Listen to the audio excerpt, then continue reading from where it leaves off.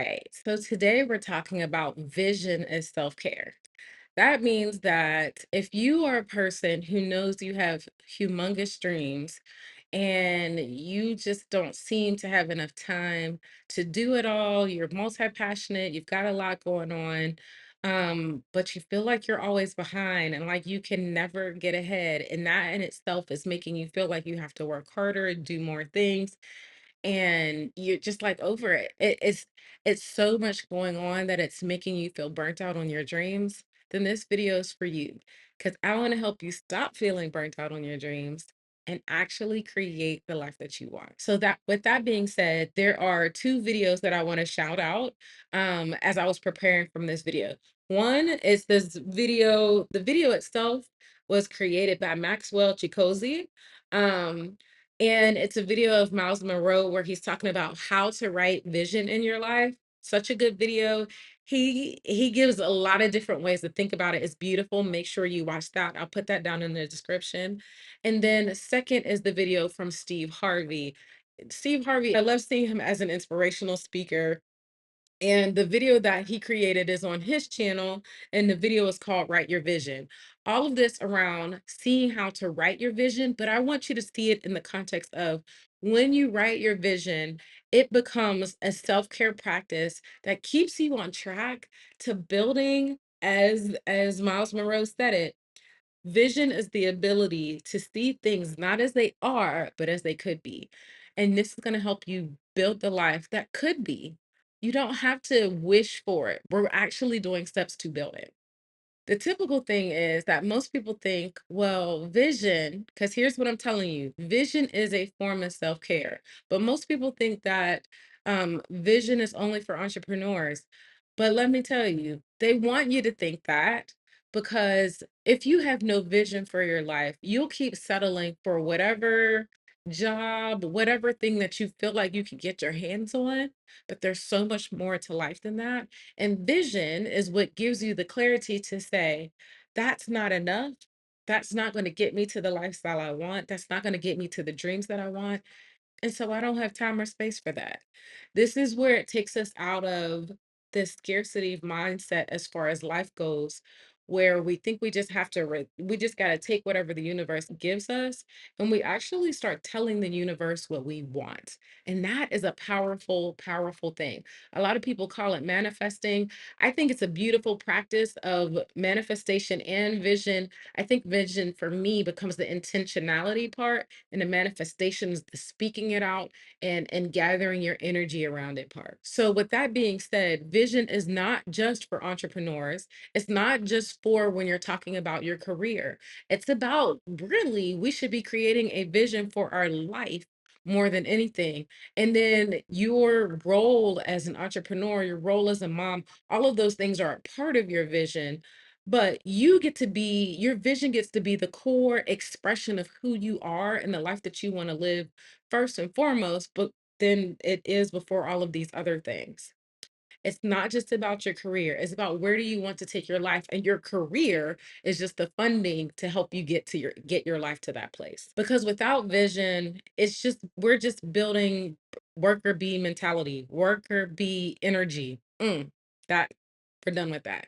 We're moving on to CEO lifestyle, onto CEO fulfillment, because we are being the CEO of our own life, even if we're still in a corporate job, even if we have a business or all of those other different ways that our lives can manifest. I really love, as I was preparing, there was this amazing quote, and I want to read it out to you. It's from Miles Monroe.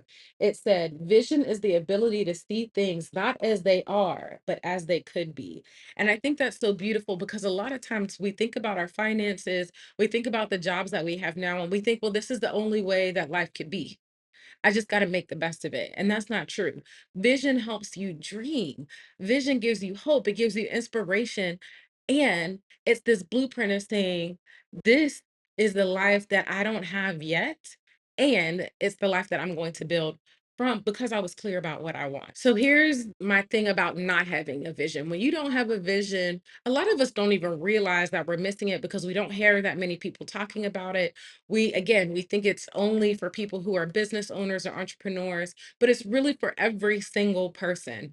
And you've kind of had some inclination around vision, but you've never had someone to help you look at it as a holistic perspective. And all of those are mistakes that end up having you just take whatever life gives you. But we get to change that. So without a vision, you're feeling directionless and unmotivated. You're in constant reactivity, and you're probably also feeling behind. Like, you have big dreams and they're beautiful and they're up here, but it feels like you can never get them out of the sky and down on the ground and into reality. And part of that is because you weren't able to do that middle step to bring those dreams down into a vision where it gets really clear about what does it look like and then down into actual steps. So I want to give you a little bit of a jump start on how to create your vision. Number one, I want you to take the shoulds off of your dreams. Okay. There's no dream that's too small, no dream that's too big. It doesn't have to look like anybody else's. Listen, my dreams are the most quirky, unique to me dreams that you will probably ever hear. And that's perfect. That's how it's supposed to be because your dreams are supposed to be an expression of that. So I want you to dream first. Because the other thing too is we spent a lot of time saying, I don't want that in life. I don't want that. I don't want that. But we spend so much time thinking about what we don't want. We don't actually call in what we do want. So when you dream, you start making space to call in the things that you do want. You start naming it. You start putting it down on paper. So I want you to start with naming those things and putting your dreams. Now, here's a big thing. Get them down on paper. That's number two. First, number one is to dream. Number two is to get those dreams down on paper. And that's so huge because when you put it down on paper, for one, you can come back and look at it again. But it's also a really deep declaration of your heart to say, I truly want this. So write it down. Okay. Then once you write it down, I'm so about creating a vision board, but I also believe you need more than a vision board because here's why. Hear me out. A vision board is only accounting for 1 year of your life. Your best dreams are going to take longer than a year to accomplish. So instead of just doing a vision board, I want to give you a little bit more structure that helps you dream a little bit more long term. And then you break it down back to what you do today rather than trying to build forward but not have clarity of what exactly you're building. Think of it this way. If you don't put a destination in the GPS, you're just a little blue dot. That's not actually taking you anywhere specific. You're literally just a little blue dot moving around. The vision is the destination in the GPS so that we can figure out the path to get to where we've decided to go. All right. So you're like, but 10 years from now, how the heck am I going to decide what I want to do 10 years from now? Well, here's how you're going to do it. Instead of thinking about it in the context of 10 years from now, I want you to think about it in the context of your age. If today you are 38, 10 years from now, you're going to be 48. The people around you, how old will they be? How old will your kids be? How old will your parents be? How old will your partner be? Um, what kind of things do you expect to have in your relationships? What kind of finances do you expect to have? Here's the thing, when I start giving you a list of the all of the different contexts of which you should look at that age, then you start to have ideas. When you think about your spirituality, you're like, oh, I should be at this place by that time. Or your finances, I should definitely have this much money saved by the time I get to that age. Like you're seeing how you're starting to see you have expectations and things that are already in you. You need to bring them out and get them down on paper so that you can start being intentional about accomplishing those things rather than just hoping that it accidentally falls into place. Your vision should not be one dimensional. Your vision needs to be 8 dimensional because there's 8 different categories for this. Okay. So let me run them down for you. And I want to give you some context of what to think about for each of them. But when you think about your professional life, I want you to think about how you make money. When you think about your financial part of your life, I want you to think about how you spend money. When you think about your spiritual life, I want you to think about how you connect to a being and to a universe that's bigger than you, something outside of you. When you think about your personal life, I want you to think about how you have rest, how you have fun, how you what things make you feel alive. That's what I want you to think about when you're thinking about your personal part of your life. When you're thinking about your purposeful part of life, purposeful, I want you to think about what are the things that make me feel fulfilled? Like I'm proud that I did that and I gave some part of me away. That's your purposeful part of life, your emotional part of life. How well are you able to be vulnerable? Or what do you want the depths of your vulnerability to look like? That's what you want to think about with your emotional life. And then your relational life, what does it look like? What kind of relationships do you want to build with your kids, with your parents, with your significant other, with your closest friends? How does your spheres of relationships intertwine? That's what I want you to think about in the relational part of your life. So you see how a vision is a lot more encompassing than just going to work or your career. There's so many different parts that you need to consider. And here's the thing, I want you to not feel bad because nobody else taught us this. I had to stumble on this and figure this out on my own. But when I did, it made it so much easier to say, that's not a part of my vision. That's not a part of my vision. And that's not a part of my vision. Things that I used to think were opportunities, I realized were actually distractions. And when I got those distractions out of the way, I was able to better focus on things that were actually helping me build the life that I want. And that simplified me actually being able to build the life that I want without working harder, without bullying myself, without telling myself I needed to do more, without trying to be on all the time, without having to work 10 times harder. I simplified, took all of that out simply because I had vision in my life. And that's why it's a huge part of self care. Vision is a self care practice because it centers on you prioritizing what nurtures you, what life you want to build, what allows you to be your fullest self. Whereas without a vision, you're letting external factors tell you what's more important, tell you what you should live by, tell you how you should do things. We're done with that. So that's why vision is so important to me because vision really has changed my life.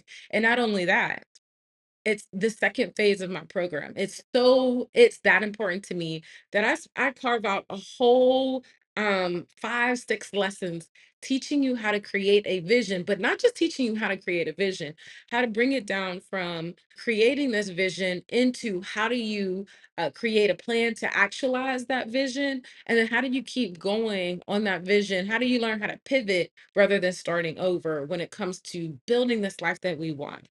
So if that gets you excited and you're ready to create a vision, and actually, because you know you need more than a vision board, then I would love to invite you to join my vision board party because it's going to be more than just a vision board. That's actually the name of it. We're going to create a vision, but I know people connect to the idea of vision boards. That vision board, remember, it's only about a year. A vision is going to help you really create a long-term vision so that you're taking your whole life somewhere, not just the things that you do in the next year. That's a part of it, but it's a longer game.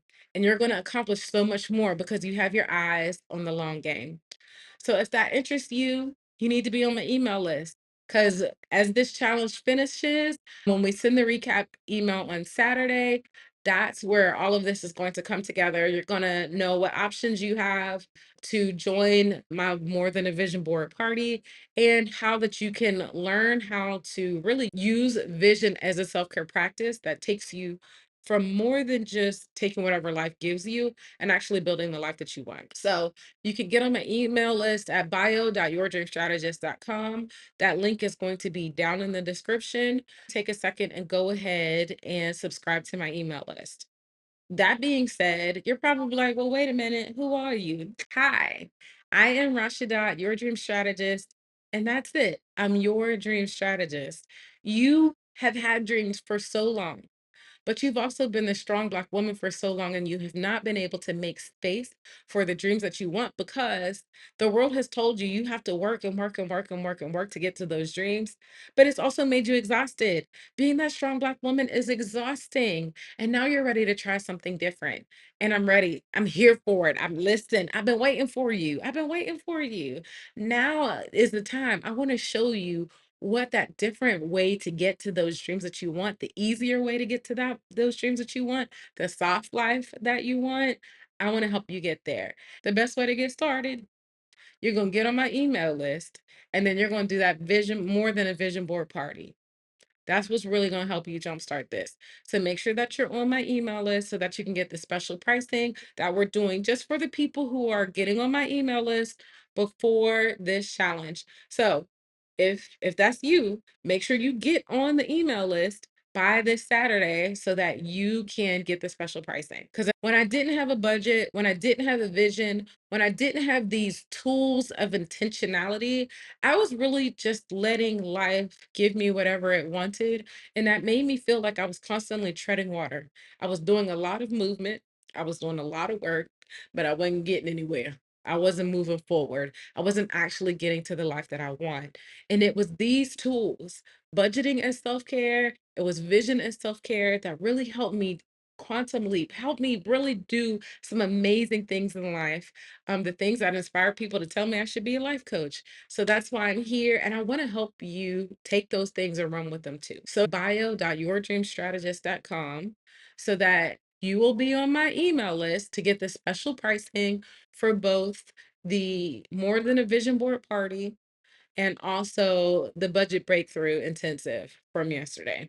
And then from that, make sure you share this with another Black woman who is creating freedom too, who's ready to quantum leap their freedom, who needs some help, who's tired of being a strong Black woman and is ready to create their soft life. Share this video with them as well. Make sure all of y'all subscribe. Make sure you get on my email list. Thank you for watching the day number 5 of the 7-day self-care reset. Tomorrow there's going to be 2 live streams available. One live stream will be with me, and that'll be Freedom Fridays at noon here on this channel, where we talk about ways to create more rest and fun in your calendar every single week. Or you could also join Giovanna over on her channel. She's doing a live stream with Dee, where they're going to be talking about how we need to be a little bit more selfish and how we can actually take intentional ways to do that. So join either one of those live streams. Thank you so much for watching, y'all. Y'all have a good day.